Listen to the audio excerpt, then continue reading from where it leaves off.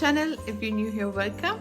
My name is Azia, and in this video I'm going to be working and continuing to work on the Crochet Society Advent Calendar blanket.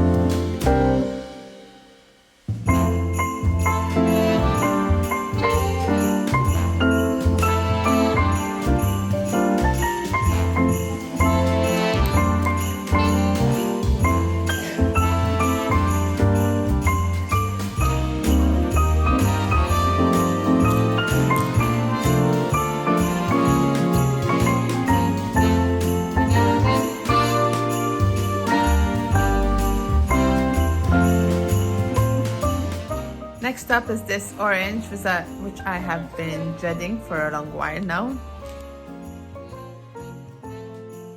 And I think I'm going to skip this orange and use whatever yarn I have left. So far I have these yarns left, and I'm going to use one of these colors. Because I cannot use this orange.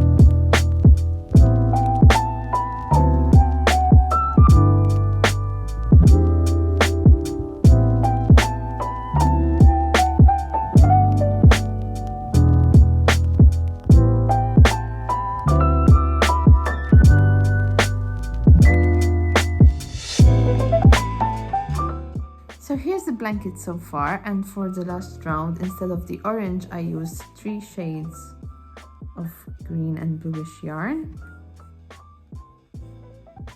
And for day 16, we have a yellow yarn. So since I did not use the orange, I'm not going to use the yellow. And instead, I have these extra yarn. So I'm going to use these for day 16. I'm going to start with the pink, and I think I will get one line in this color just to have this sort of color change going on, which I really liked the blend of the pinks, of the blues. So maybe I'll do something with the pink as well. And rows 15 and 16 are complete. This was meant to be the orange part, and this was meant to be the yellow part. But I used what I had left over, and I think it turned out way better in my opinion for myself.